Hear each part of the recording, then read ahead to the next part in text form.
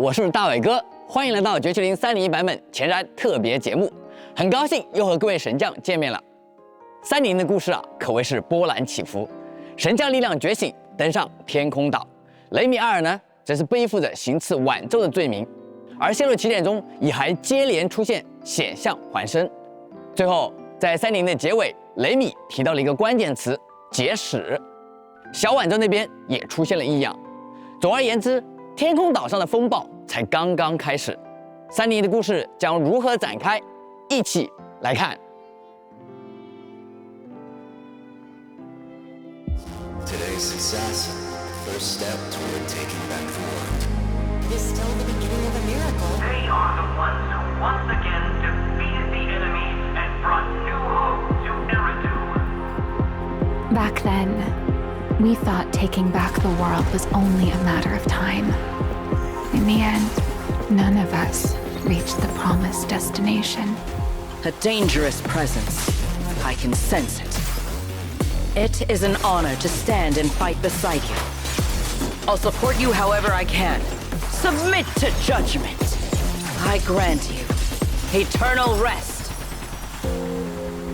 So this is where the Rosetta Data was born. I'm Truvia from High Ambitions Corp. I'm here for our appointment. Does everyone in that covenant of yours have this nasty habit of haunting people like restless ghosts? S-rank wanted criminal Remiel Dan. You would do well not to resist in vain. Are you sure? Do you really want to see the rest of Roshkila buried alongside your classmate?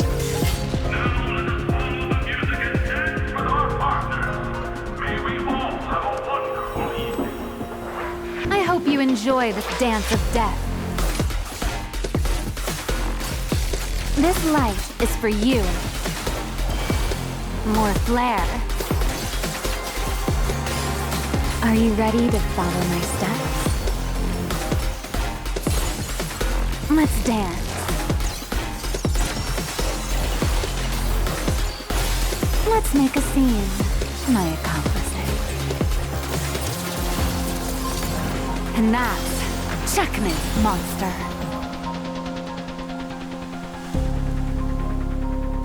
As this dance draws to a close, it's time for us to say goodbye. You still have somewhere to return to, but I do not. I killed her with my own hands. The era I knew, the people I loved, those memories, they're all long gone.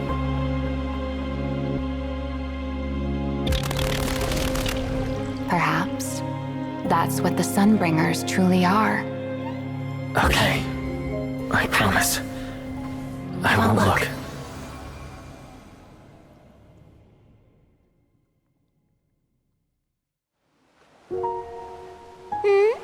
Finally decided to show up, did you?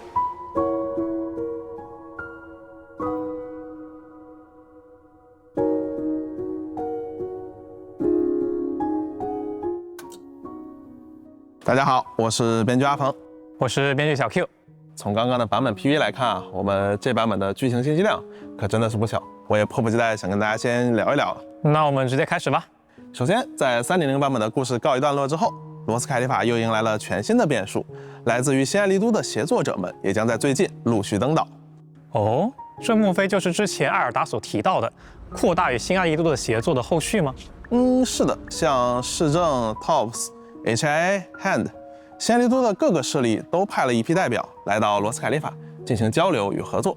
而这当中呢，有一位代表尤其值得我们的关注，他就是高智集团掌门人莫塞因特的千金特里维亚。特里维亚这个名字似曾相识。体验过3.0版本主线故事的神将们，相信不会对这个名字感到陌生。他和我们的主角法厄同一样，都曾是卡洛斯·阿尔纳的学生，也曾是哲和灵最好的朋友。然而，在过去的某次实验当中，主角体内的力量意外失控，最终导致特里维亚的搭档塞尔皮科在事故当中殒命。这成为了法厄同长久以来不愿面对的伤痛，而特里维亚也在这之后不久就与我们分道扬镳了。原来如此。那这回我们是在罗斯凯利法与最熟悉的陌生人重逢了。是的，在与曾经的挚友3个人之间又会发生怎样的故事？这部分就留待各位神将在主线故事当中慢慢探索了。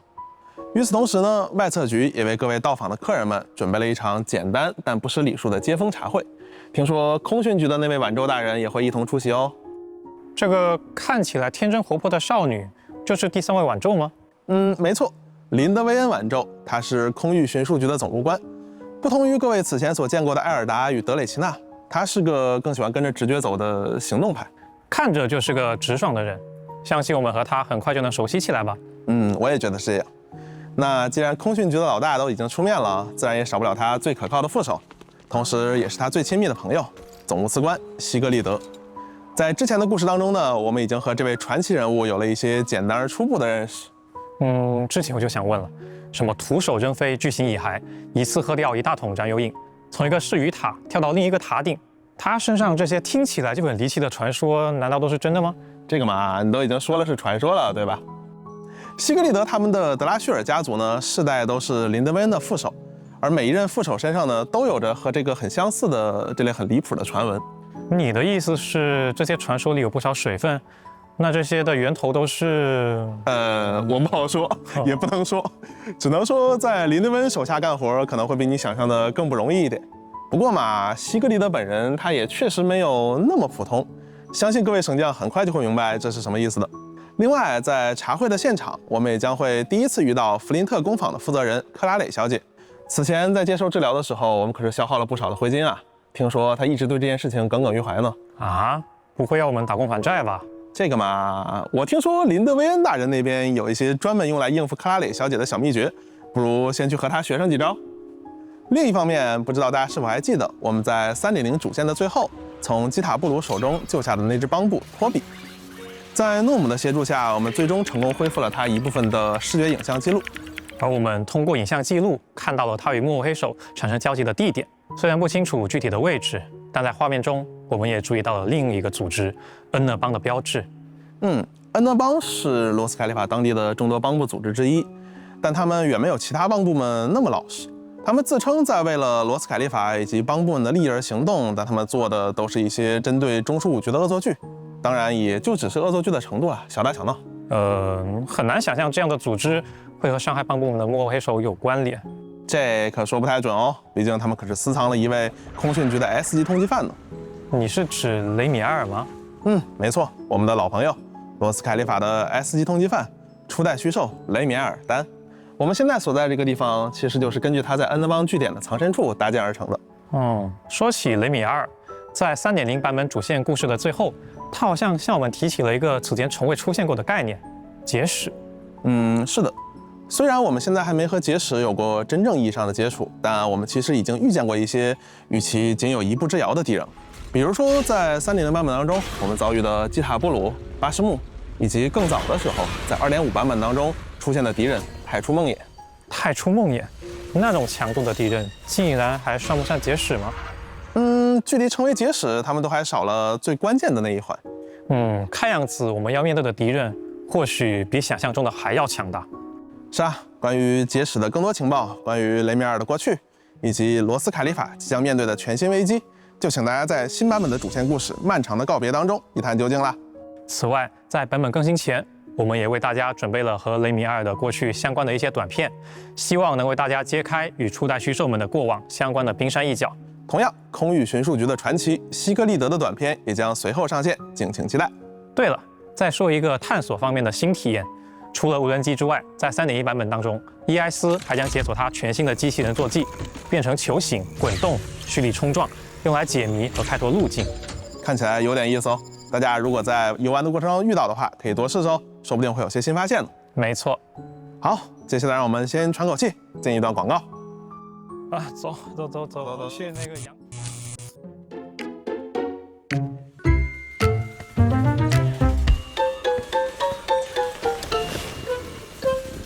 绝世灵玩到上头。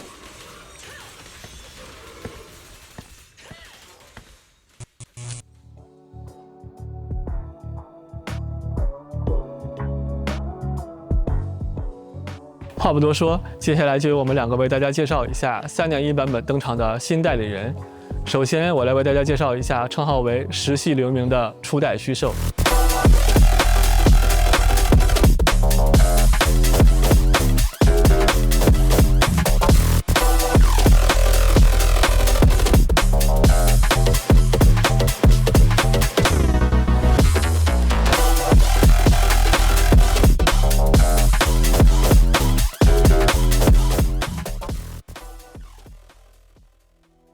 从静置了100年的时光中归来，为了追寻一个无人知晓的答案，他现身于此。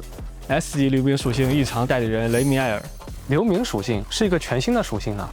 没错，流明属性有一个独特的机制，雷米埃尔会根据队伍中下一位代理人的属性，让自身造成伤害发生变化。也就是说，当队伍不同的时候，他的输出属性也会随之改变。那可以根据敌人的弱点来变更不同的队友，来应对不同的环境，感觉很百搭了。是的。来看看雷米尔的攻击方式吧。普攻连段可以对敌人造成伤害并累积飞行能量，其中第4段命中的时候会为敌人施加1个流明属性积蓄点。点按强化特殊技，雷米埃尔可以发动攻击并造成伤害，同时为敌人施加2个流明属性积蓄点。看来这是流明属性的独特积蓄方式呢。是的，当飞行能量积累充足时，长按特殊技键，雷米尔可以进入转换姿态。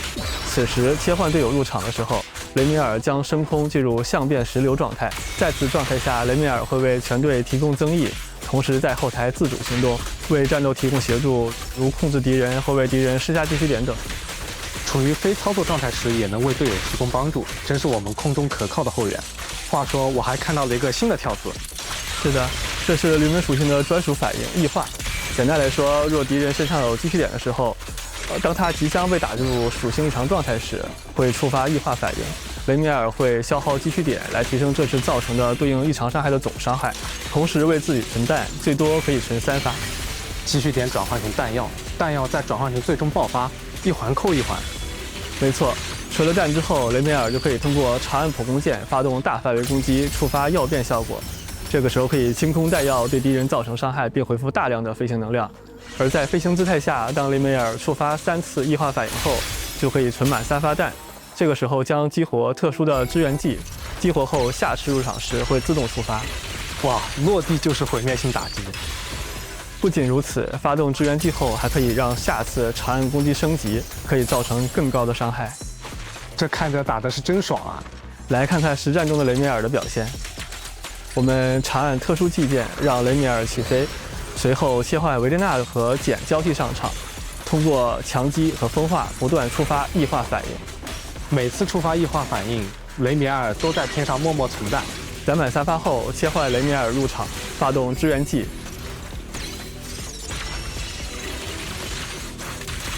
此时再释放终结技，打出爆发。紧接着长按普攻，一波倾泻所有火力。最后再起飞，切队友继续打异化反应，一轮新循环就此开始。空中支援，落地毁灭。雷米尔的节奏很独特，不占用战场时间，却为队伍持续赋能，在最佳的时机降临，爆发一切。初代虚兽的实力恐怖如斯。新版本开启后，等神将们亲自上手体验。接下来，我来给大家介绍一下 S 级冰属性强攻代理人西格利德。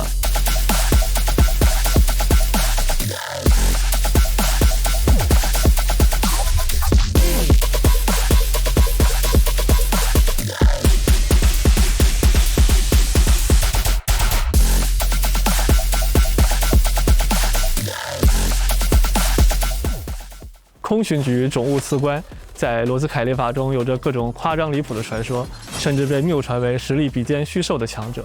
虽然这些只是夸大的传说，不过本人的实力确实不可小觑哦。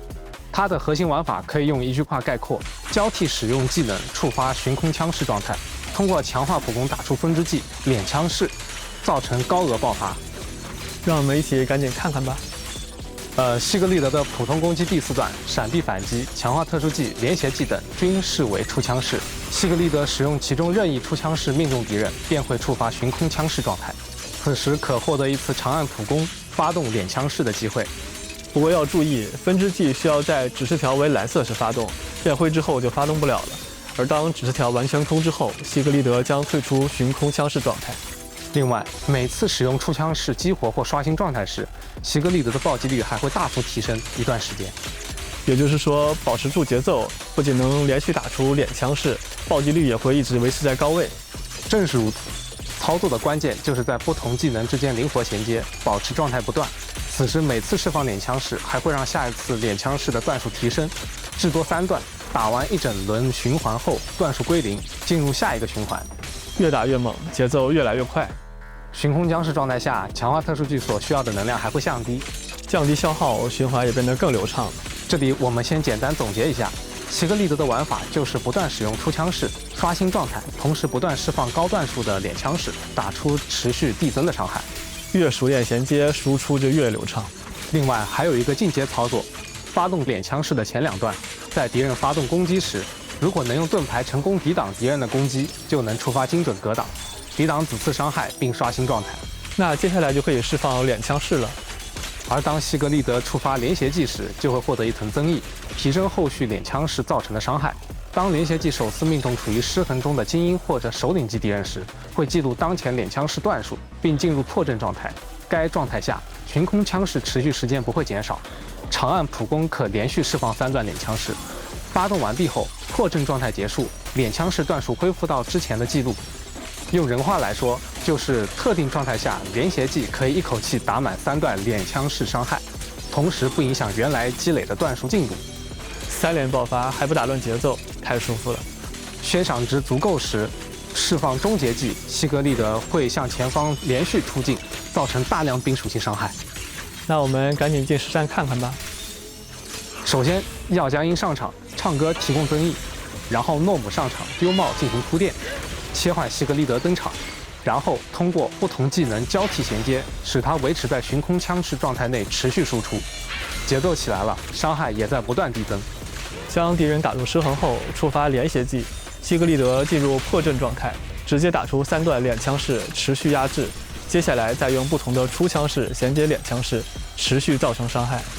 这衔接太流畅了，连携技带来的爆发窗口，打出来的伤害真是赏心悦目。这就是我们总务次官的实力。在3.1版本还会有新的小帮部登场。没错，天使形象的艾瑞尔能在战斗中为大家提供助力。他升空闪现到目标附近后，会牵引周围敌人，造成伤害。另外，牵引到的敌人数量越多，他给我方上的增益也会越多。当雷米尔在场时，则会默认上所有的增益，不管牵引到的敌人是多少。这就是雷米的魅力啊！发动连携技，艾瑞尔会掷出缤纷星旋，给对手华丽一击。版本更新后，在帮部评论中，神将们可以选取他为 UP 帮部，抽取获得。话说回来，是不是也该到了那个环节了呢？兑换码线上。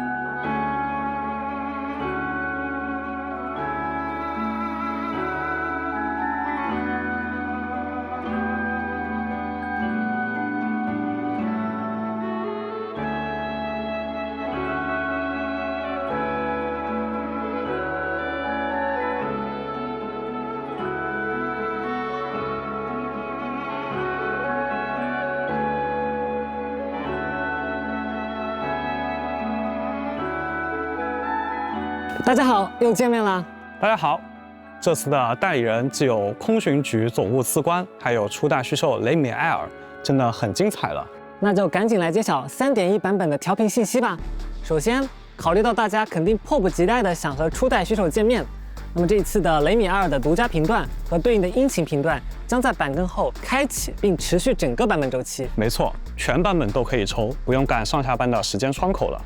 是的，在整个3.1版本期间，神将们都可以获取这位达什结社阵营的全新限定 S 级代理人雷米阿尔，流明属性异常定位。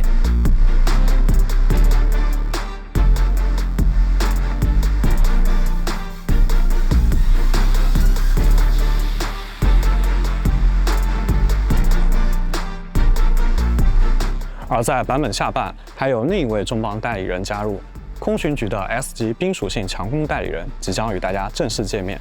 总务次官大人终于来啦！同样会有对应的殷勤频段同步开放。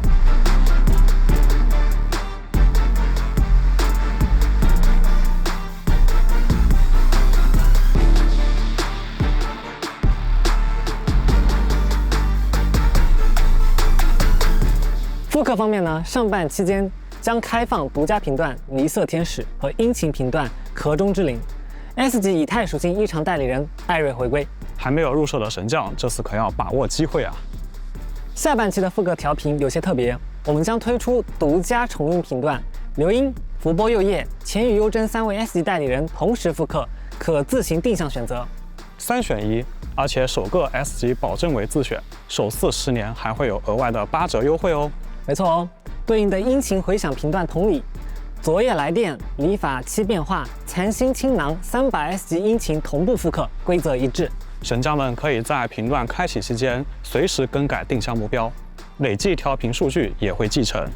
当后续再次开放同类的频段时，数据同样继承，与其他限定频段分别计算。总之呢，不要错过哦。神将们熟悉的代理人头像、信赖事件以及动态壁纸也会随着新代理人的登场一并更新。期待和新伙伴们加深羁绊。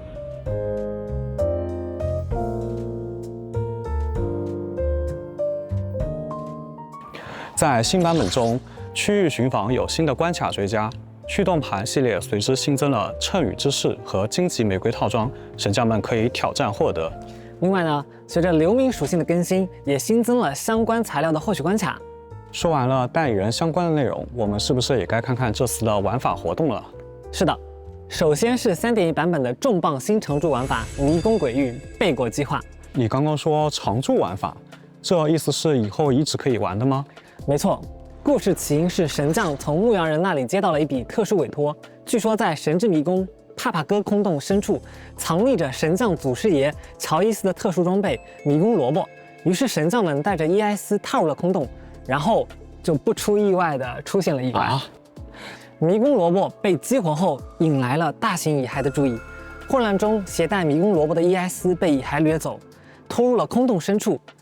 为了救回伊埃斯，神将们不得不深入侵蚀区域展开搜索。所以这次的目标不只是寻宝，还有救人。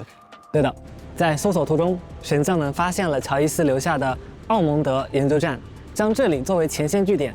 但研究站关停多年，用于搜索定位的核心设备已经无法正常运作。想要找到 ES 的下落，就必须让研究站恢复功能。神将们需要深入空洞，回收高价值物资，及时撤离，再将物资投入装备制造和研究站修复。随着设备逐步恢复，搜索范围也将不断扩大。最终呢，我们会锁定 ES 的位置，深入神之迷宫的核心区域，将它带回来。那赶紧按照一次完整的出战调查来给大家介绍一下吧。好，出发时选好代理人，配好武备、装备和战术道具，就可以进入空洞中啦。当然，代理人的隐化和殷勤也会在该玩法中生效哦。带入的东西打好基础，接下来就看操作了。没错，进入关卡后，地图里散布着各类物资容器可以搜刮，击败敌人也会有相应掉落。搜索到的物资可以用来提升自身的实力，从而探索更多的区域，挑战更强大的威胁，获得更多的稀有道具。没错，积少成多，步步为营，发家致富，走向神将巅峰。没错。另外，搜索中甚至可能会有机会获得菲林等高价值物品哦。但是千万小心啊！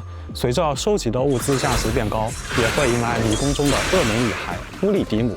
根据 HIA 的记录，这些诡异的猎犬一直在帕帕科空洞内部游荡，维持着神之迷宫的以太稳定。他们似乎不是很喜欢调查员们扰乱迷宫混沌状态的搜索建设行为，一旦携带着较高价值物资的目标出现，这些猎犬便会追击并将其追杀。那战斗方面会有什么区别吗？这就要聊到迷宫鬼域中代理人技能以外的2套全新的战斗系统了：一体技和海影系统。一体技源自神将体内的以太一体佩洛伊斯，可对敌人进行精准格挡、抵御攻击，也可在一定条件下相位突进到敌人附近，或对敌人发动处决，造成大量伤害。不光是战斗能力，在探索过程中呢，佩洛伊斯可以在帕帕哥遗留的空轨上奔袭，帮你快速穿越区域，提升搜索效率。再说海影系统，利用研究站的特殊科技，神将们得以复现敌人的某些招式。伤害类的海影可以在战斗中打出额外爆发，功能类的则更加灵活，比如海影胸魁语者可以隐秘躲避高威胁的猎犬乌利迪姆，搜索类的则可以提升搜刮效率。当然了，如果觉得当前局势不利，也可以选择避开战斗，保存实力，留待撤离。量力而行也是一种策略嘛。对的，在迷宫调查搜索时，也要时刻注意自身安全。如果血量告急、道具见底，或者侵蚀值过高，就赶紧前往撤离锚点吧。这些奥蒙德研究站的产物，可以固定通往研究站附近的猎袭，只要成功将其激活，便可以安全撤离空洞区域。但撤离的路上千万别大意，可怖的猎犬乌里迪姆、影响精神的恶造声场，以及不断升高的侵蚀值，都在考验着大家撤离时的战术规划。没错，万一全员倒下，收获可就没了。不过呢，也不用太担心，我们准备了不少兜底的措施。局内可以使用特定的手段将倒下的角色带回来，搜寻过程中可以使用安全箱提前锁定高价值物品。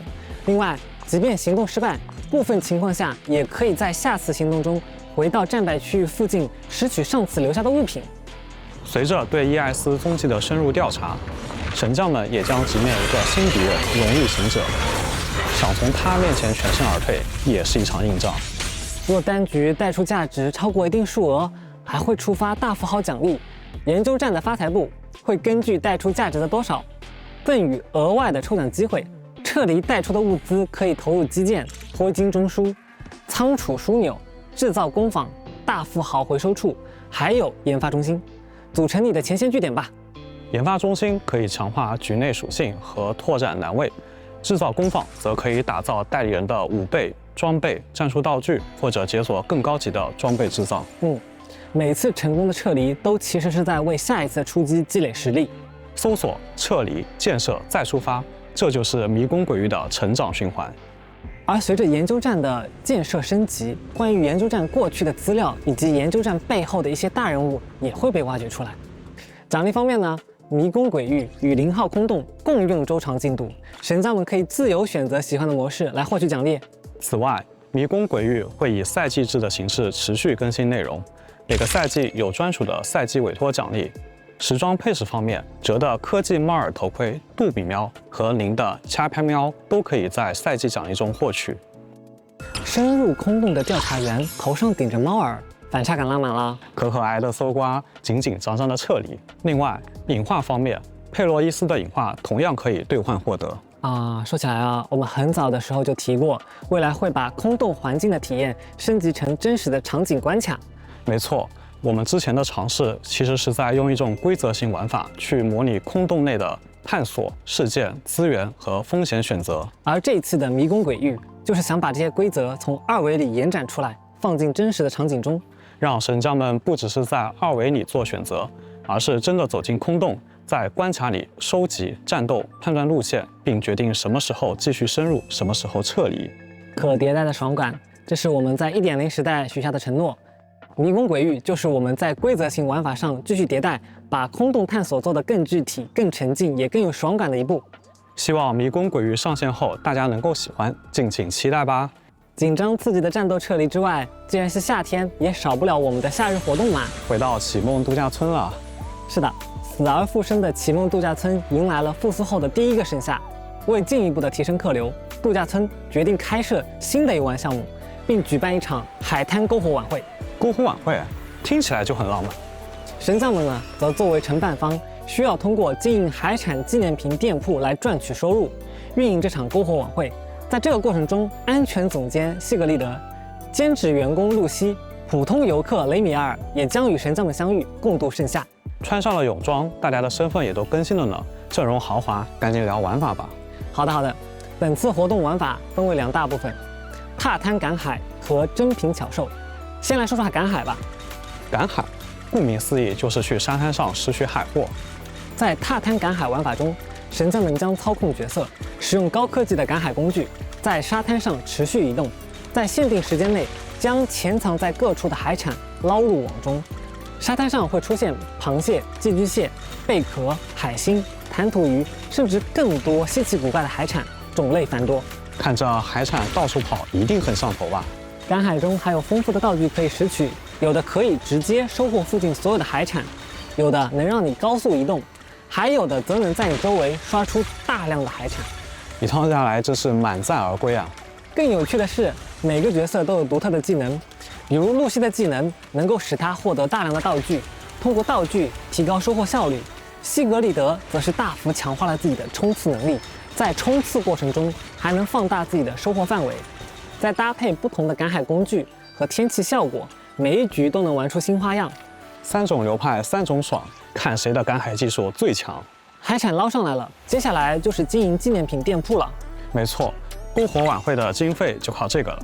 珍品巧兽中，神将们可以用赶海收获的原材料为顾客定制纪念品，满足顾客订单的具体要求，用有限的海产达成尽量多的订单，赚取营业额。营业额想冲高，听说还有其他秘诀。没错，完成订单还能获得额外的增益，让后续的订单更容易达成。多轮经营不断 build， 这就是卖货的核心乐趣。赶海囤货，开店营业，完美闭环。另外，赶海中首次获得的海产会自动解锁图鉴，随主线推进解锁新的区域，还有更多的海产等待发现哦。图鉴解锁到一定数量后，可以领取额外的奖励。收集控的快乐你懂的，我会狠狠填图鉴的。最后呢，是大家最关心的奖励，完成恰浪花逐夏而至的活动主线，可以免费获得露西的夏日时装以及名片、仓鼠笼访问器等。露西的泳装，陪伴大家很久的伙伴终于迎来了夏日新衣了。海风掀起裙摆的瞬间，少女回归到了她最清新的模样。那可不，赶紧带上露西、西格利德以及雷米去体验来自浪花的馈赠，书写这个夏天独特的回忆吧。恰浪花逐夏而至，敬请期待。自从来到了罗斯凯利法，总觉得和老朋友们疏离了不少。确实，想要实现邦布之城和新爱丽都之间完全的互相开放，现在还不是时候。不过，在 3.1 版本中，有一位大家熟悉的朋友将要登上天空岛。哎，是哪位代理人？还是启明星或者牧羊人？是卡爷。因为希拉的爸爸来到罗斯凯利法出差，所以卡爷也随之而来。他还在这里认识了爱好观人的邦布小怀特。哎，我只听说过人类观鸟，竟然还有邦布喜欢观人。这里毕竟是邦布之城，无奇不有。言归正传呢，卡爷和小怀特在摄影方面有些不同的理念，一个偏爱生活感，另一个呢是狂热的战斗爱好者。没错，所以他们进行了一场比拼，大家需要帮忙裁决胜负。另外，在活动中，大家可以体验卡爷上岛后新升级的拍照慢放功能，按住长按慢放按钮即可自由选择最心仪的瞬间进行相应的拍摄。这个可以帮我治好拍摄 timing 选择困难症了。这个功能听说也是我们的开发同学为了更好的捕捉完美瞬间、拍到好照片而做的。那真的是很实用了。完成委托即可获得调律校音器、菲林、邦布券等奖励。也欢迎各位神将在社交媒体上带上以下话题分享你的作品，可能有惊喜会出现哦。哎，要是我没记错的话，我们有位朋友是不是从不久之前就一直处于被通缉的状态？哎，你是说雷米埃尔吗？哎，是啊，从我们登上罗斯凯利法开始，总能到处看到他的悬赏布告。悄悄说啊，他的赏金还真不少呢。而且啊，我还看过那些布告，哪怕只是向通缉事务专员提交出他出现的相片，都能得到空巡局发布的线索奖励啊。那要是通缉犯本人不介意的话，没错，在本次活动中找到雷米的身影，邀请他在布亚斯特各处同行，拍下照片，并递交给空巡局的事务专员，即可完成委托，获取菲林、邦布券等奖励哦。和罪名是自杀挽救大人的通缉犯一起度假吗？罗斯凯利法的生活刺激起来了呀。是雷米的话，其实大家也很难拒绝吧？没错。在罗斯凯利法，除了追捕通缉犯，神将们平时也得处理不少日常事务。是啊，毕竟日子更多时候还是由些零零碎碎的小事组成的。说到这儿，就不得不提新苑邮局了。最近在帮部门之间流传着一个传说，据说呢，只要在特定的邮筒里投下信笺，就能得到回应，许下的愿望也可以成真。哎，等等，投封信就能实现愿望？那天上还真能掉馅饼？对的，不过这次实现愿望的主角可不是我们自己哦。在活动期间，神将需要帮助委托部投递心愿信笺，然后等待愿望实现的时刻，一探心愿邮局背后的故事。这个传说背后究竟藏着什么？哎呀，这就等大家在游戏里揭晓啦。在 3.1 版本，市域防卫战和危局强袭战也将迎来更新。值得一提的是，在危局强袭战中，我们新增了绝境模式，每期达成3个关卡的9星后，就可以解锁该模式。想要挑战自我、追求更高难度挑战的神将，可以来这里一试身手。完成对应的战斗评分要求后，便可领取绝境模式的挑战奖励，炫彩称号、名片、动态头像等着大家哦。这些奖励真的很不错呢。等新一期开启后，我一定第一时间把它们装备在我的个人主页上。那你这段时间可得多练练手法了。录节目前我试了一下，这里的敌人可真不好打。哎，知道了知道了。另外，协会物资商店内也上新了，拍照用的可兑换贴纸、相框，以及雷米埃尔专属的动作，消耗相应的代币即可兑换。转身、展翅、回眸，连飘落的羽毛都在为他定格。这也太美了吧！是的，值此2周年之际 ，Barry 和伊艾斯即将发起一项直播，回顾过去1年的感动与汗水归于何处。毕竟传奇故事进行中，周年之际也需要留些纪念嘛。听说去年的金神奖可是大获成功哦，今年的节目还多了不少官方赞助商呢。那看来直播经费就有保障了。话说，我们版本直播是不是也可以学习一下，找找赞助商啊？这段卡屌啊！完成活动及任务还能获得名片、菲宁等奖励。为了庆祝周年庆，双倍活动也将迎来升级，3倍活动给各位神将奉上。活动开放期间，神将挑战成功即可获得对应3倍的掉落奖励哦。那很贴心了，刷本会方便很多，我会狠狠给我的代理人进货的。说到福利，听说这一次振宇也为大家准备了一些特别的内容，让我们把时间交给他。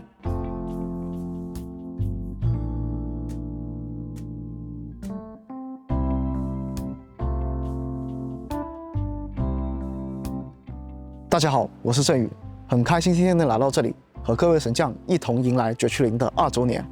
回头看这2年，我们一起留下了许多回忆，从最初的6分街，到后来的魏飞地，再到如今的罗斯凯利法，每一次出发都离不开各位神将的陪伴。所以在这个特别的节点，项目组也准备了一些礼物，想把这份感谢传达给大家。在这次的 3.1 版本中，我们也为大家准备了总计30抽的福利。首先，神将登录游戏即可领取1600菲灵，2周年的专属头像和专属的称号。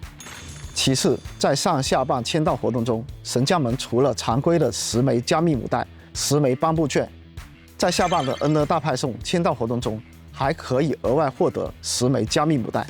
希望这些奖励能陪伴大家，能更从容地开启接下来的旅程。对我们来说，2周年不只是一次回望，也意味着一次新的旅程的开始。所以，除了这些资源奖励外，我们还想在这个特别的时刻，给神将们一份新的启程礼物。为了让各位神将能更自由地选择自己喜欢的伙伴，这一次我们也带来了一项新的周年福利。在 3.1 版本中，神将们将可免费获得1位 S 级代理人。和去年的常驻 S 级自选不同，今年我们将范围进一步的扩大，升级为限定 S 级代理人自选。本次可选择的代理人共有5位，分别为简、0号安比、雨果、班基和露西亚。当然，只获得代理人可能还不够完整，所以这一次我们也会把他们的专属殷勤一同送出。也就是说，神将们不仅能选择自己心仪的限定级 S 级代理人，还能同时获得与之匹配的专属殷勤。希望大家玩得尽兴。同时，随着罗斯凯利法篇章的推进，神将们对于主角力量的掌握也逐渐深入。在新版本中，代理人特写佩洛伊斯以及对应的殷勤的进阶材料，我们也会一并送出。希望这些内容能陪伴大家继续推进接下来的故事。而在周年福利之外，我们也想进一步优化大家的日常调频体验。从 3.1 版本开始，我们将新增定制调频的机制。在 S 级代理人方面，神将们可以从限定代理人朱渊、凯撒、月城柳以及常驻的代理人中自选共6位代理人。之后，当神将们在限定池或复刻池中获得非 UP 的 S 级信号时，将会等概率获得自己选定名单中的代理人。同时，对应的 S 级殷勤以及卡池 UP 的 A 级信号也将支持自定义。设置完成后，定制的内容会长期生效，也可以随时调整。希望这个机制能让大家每一次的调频都少一些遗憾。说到代理人的选择，这一次也想和大家同步一些代理人的补强信息。首先，简，他将在 3.1 版本迎来一次补强，和本次新登场的虚兽雷米埃尔搭配作战时会有相当不错的配合。如果这次选择了简的神将，也可以期待一下这对搭档在实战中的表现。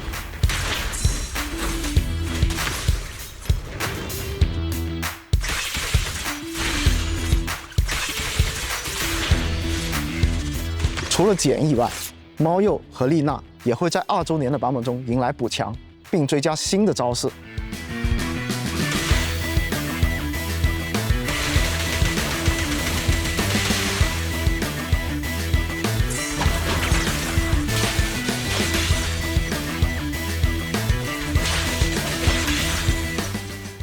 后续我们也会持续关注大家的反馈，努力让每一位代理人都能在战斗中拥有自己的位置，也能陪伴各位神将走得更久。除了福利内容，我们也一直在努力把游戏本身做得更好。过去的几个版本中，我们持续优化了新手的历程，希望让神将们前期的推进更加清晰、更加轻松。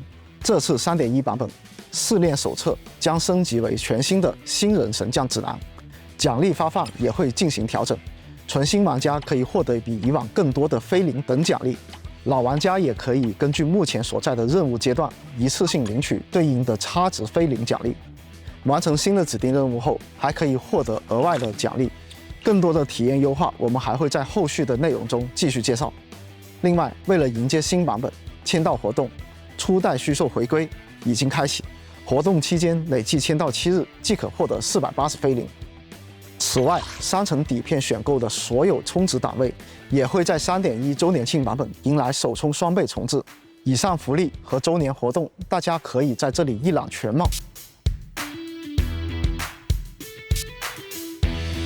最后，再次感谢各位神将这2年来的陪伴，也祝大家2周年快乐。接下来，我们把时间交还给小歪他们。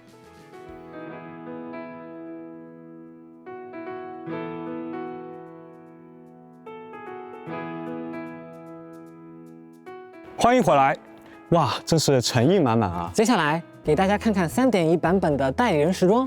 OK， 这次一共有5套时装。首先是维维安的泳装时装鸢花池畔，随着夏日回归，这套时装将永久进入商城。没错，飞鸟坠入星河，鸢尾绽放池畔，夏天和维维安真的很搭呢。其次是之前在夏活中提到的露西泳装公主假日。完成夏活特定任务即可限时免费领取，具体详情我们就不再赘述啦。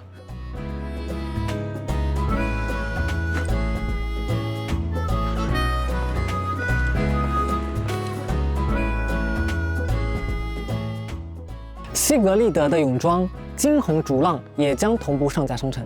平时天然呆的西格利德大人换上泳装之后，感觉还多了几分温婉和率性。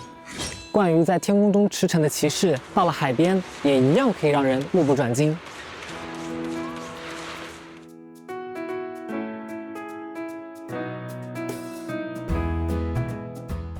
雷米尔同样有时装登场，初代虚兽换上夏装的样子，比想象中还要耀眼呢。阳光下的雷米多了一份明朗和柔和，和平时战斗中的气质完全不同。100年后归来的少女也值得拥有一个尽情享受阳光的夏天。不过到了夜晚，画风就完全不一样了。月夜密语时装，既然白昼不曾垂怜，那便携月夜共赴沉沦。在2.8剧情和3.1活动中都有亮相的这一身，终于可以入手啦！而且这套时装还包含2种形态，戴面纱和不戴面纱，神将们可以根据喜好自由选择。藏住半张脸的时候更神秘，露出来的时候又是另外一种风情，反差感太强了。白天是优雅的初代虚兽，夜晚是你的共犯。好，发完工资，到时候我的钱包见底，你也是共犯。话说，如果2套都想要的话，能不能再优惠点？既然话说到这份上，那3.1期间我们再上一套额外的优惠方案。月夜与海风的时装组合，2套时装组合购买可享7折优惠。不过要注意，如果先单独购买了其中1套，就无法再享受组合包的7折了。神将们记得提前规划好哦。前面说到了露西的泳装，3.1版本的丽都晨沐中也有沙滩度假风格的侧边蓝主题和挂坠可以领取。同期的名片和头像也非常可爱，感兴趣的神将们可以关注哦。此外，3.1版本的点印返礼活动也将同步开启。本次版本期间充值菲林底片或购买丽都晨沐、神网会员以及现金礼包等，均可获得纪念票根。累计获取一定数量的纪念票根，即可解锁本期各类稀有资源，其中还包括限定 S 级代理人和限定 S 级殷勤。另外，还有动态名片以及雷米埃尔的动态壁纸、侧边蓝主题和挂坠，一整套个性化内容。我们给大家具体展示下它们的效果。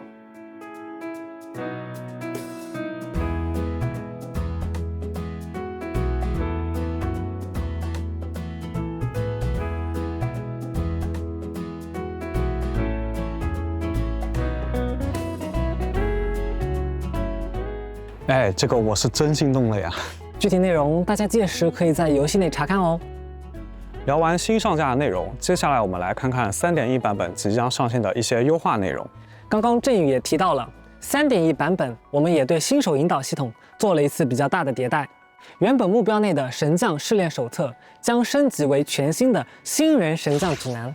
那具体有什么变化呢？新人神将指南会同时提供代理人培养建议以及全新的试炼任务，其中还会展示代理人的配对推荐和培养进度，帮助神将更好理解养成规划。推荐配对还可直接应用于预备编队内。对于刚入坑或者中途回来的神将来说，应该很有帮助啊。同时我们也优化了试炼任务，分成了必做任务和可选任务，任务难度和内容都进行了调整，能更好的帮助新手神将快速上手。那刚入坑的玩家呢，就有更明确的游戏内目标了。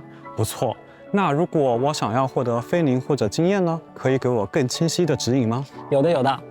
新人神将指南内也新增了升级指引和菲林获取指引的入口，会根据神将当前的等级阶段推荐并跳转到对应的玩法内容。那很方便了。说到等级和成长，神王等级方面是不是也有调整？是的，为了让神将们更快体验到对应的游戏内容，我们对神王等级的成长做了一定的加速，调整了20到50级期间升级所需的经验，整体的升级节奏呢会更顺畅。其实这些只是其中一部分，从2.8版本开始，我们就在持续对系统和前期体验进行优化。菲林指南、超前点印、部分关卡难度的调整，再到3.1的神王等级加速和新人神将指南一直在推进中。你这么一说，确实做了不少啊。我们会继续关注反馈，把体验上有磕绊的地方一点点磨平。在新版本中，我们还为主角的个性化搭配增加了更多的露出场景。具体来说，在代理人展示界面，佩洛伊斯便会展示主角的形象。这里能看到主角，还能展示不同的时装了。在战斗时，佩洛伊斯发动连携技、终结技等技能，此时出现的主角形象也是个人搭配后的形象哦，真不错。新版本中，我们将在潜能影集商店中增加之前活动赠送的 A 级殷勤和邦布，可供大家兑换。强鹰热望感觉还是挺强力的，有需要的神将可以留一下。针对殷勤的处理和展示，我们也做了一波优化。在3.1版本，仓库中的殷勤可以批量锁定和解锁 ，A 级殷勤还能根据需要满星的数量进行锁定。对我这种屯鼠玩家很实用了，以前要处理还要一个个解锁。在殷勤推荐界面中，我们还优化了选中推荐殷勤左侧仓库内殷勤自动选中的逻辑，保证此时选中的是更高等级、更高星级的对应殷勤，也是省去了一些不必要的点击呢。好，以上就是 3.1 版本的优化内容了。接下来我们进一段广告，马上回来。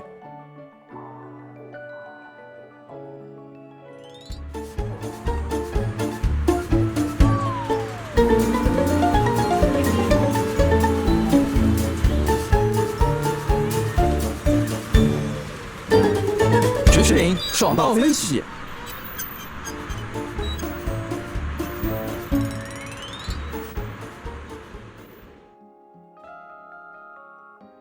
哎，原来你们已经到了。哦，接下来呢，我们还有不少好消息要和大家进行分享。没错，先从我们的预约活动开始吧。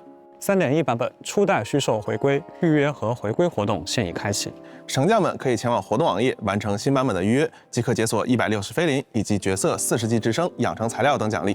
参与网页内收集雷米埃尔真迹的玩法，还有机会解锁获得限定纪念名片。活动期间，神将们还可通过完成网页任务获得抽奖机会，参与统一奖时抽取 iPhone、游戏主机、菲林等丰厚奖励。同一活动页面还将同步开放回归力度雨落重逢活动，邀请好友回归或注册游戏，最高可得340菲林，赶紧来参与吧！说完了网页活动，接下来我们将带来一个让大家大饱眼福的企划。这周风上，我们将在不久的将来，在全球多个地区举办绝区林主题美学展。届时，除了实体化的美术资产陈列和设定展示以外，我们还将展出大量从未试出过的场景、角色概念设计稿以及动画制作的过程稿。那些触动心弦的画面，从初稿设计到最终落地，经历了怎样的创作历程？背后又蕴藏着怎样的巧思呢？就等神将们亲自来看看喽。美学展企划目前还在全力筹备中，更多惊喜信息将在官方社媒陆续披露，期待未来与您的相见。新版本中，餐车将开进新爱丽都，妄想天使组合的成员会与餐车经营者一起制作美食，招揽顾客。只是小天使们不大擅长厨艺，第一天出餐就出了一点小小的意外。这时候就轮到我们的万能神将出场了。哎，你说的没错，英雄登场，顺利完成任务可以获取时装配饰、菲林、帮铺券等奖励。至于小天使们会出现在这里的原因，就留待各位神将们在游戏内发掘了。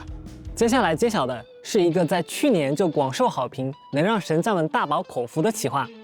说的我有点饿了，赶紧展开说说。好，没问题。在3.1版本2026美味大作战全球美味联动活动将再次与大家见面。那本次是由哪2位代理人与资萃部一起为神将们献上美食呢？当当，请看。わたわただ。みんな、わたやだ。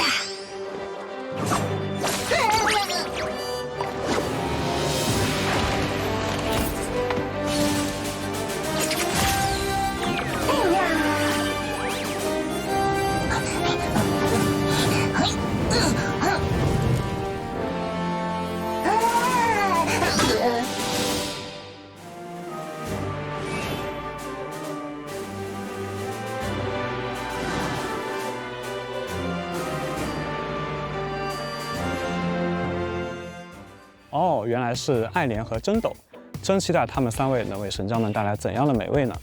哎，神将们稍安勿躁，本次联动的美食店铺及城市信息也将陆续在官方社媒账号公布。听说购买指定的联动餐品还能获取游戏内的限定道具奖励？没错哦，还有机会获取精美周边哦，神将们千万不要错过。还有一个好消息是，绝区林在 Xbox 生态上的体验也将迎来新的变化。没错，绝区林 Xbox PC 版本将在3.1版本正式上线。也就是说，从我们新版本开始，在 Xbox 生态下实现了主机和 PC 跨平台互通，在 Xbox PC 上也可以完成 Xbox 成就，获取 Xbox Rewards 积分。而且呢 ，XGP 奖励也将随着 Xbox PC 版本的上线限时提升，由80菲林上涨到160菲林哦。此外，我们还对 Xbox Ally 和 Xbox Ally X 等掌机进行完全的适配，希望能为各位神将带来更便利、更多样的游戏体验。哎，说了这么多，都有点口渴了啊。哎，小 Q 来了，抱歉来晚了，来，给你们带了点喝的，来了正好啊。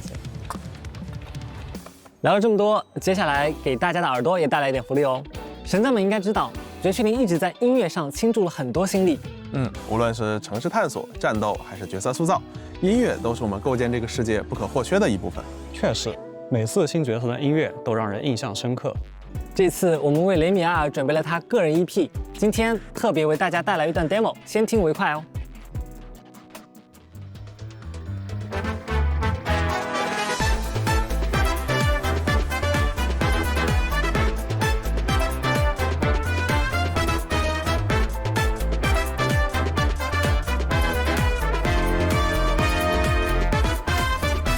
感觉真不错呢。期待完整版。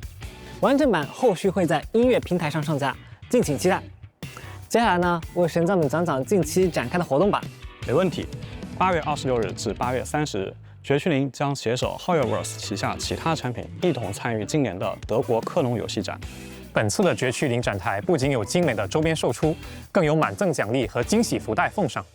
我们还为神将们准备了有趣的展台活动，前来互动将有机会获得游戏展主题的免费定制限量周边，先到先得哦。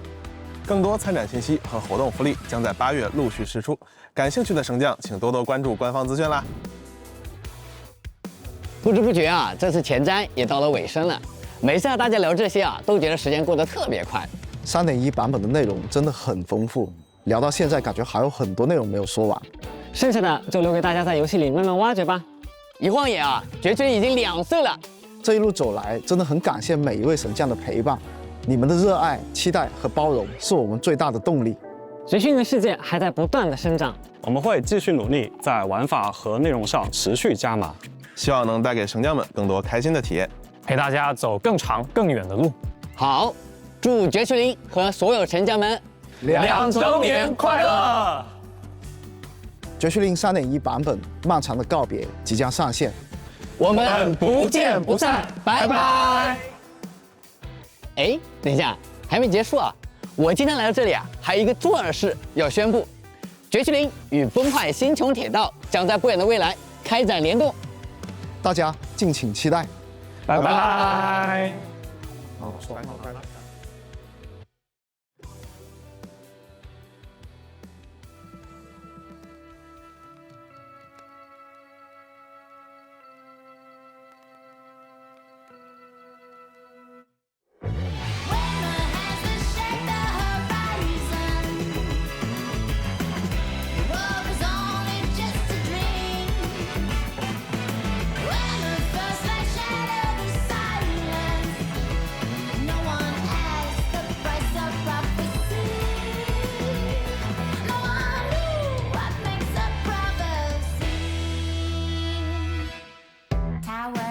The sky, floating islands hover and fly, coldest sighs, engines in silent drive. I trace the skyline, grades alive, all hang so high. Seconds frozen and woven, the madness of the all around. Beaches and beholden as echo fed on the ground. All of the endings that are bound to up on no distance can save. Strike the ground, raise the fire, turns into prophecy with no name. Fade out of reach, it breaks through my head.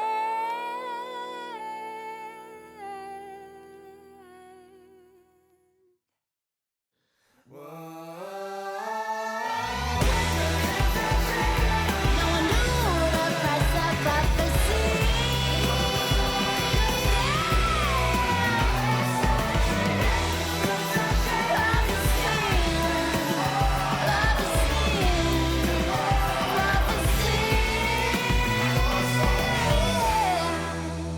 No one knew the price. No one knew the price. No one knew the price of prophecy.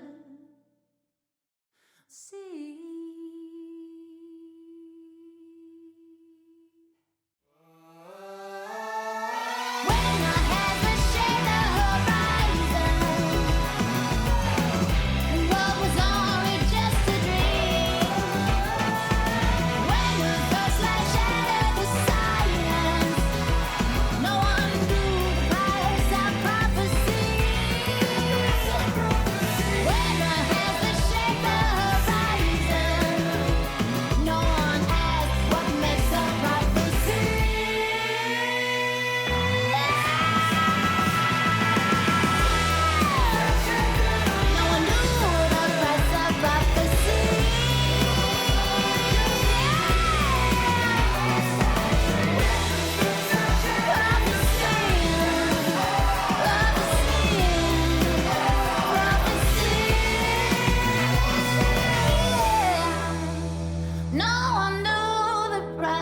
No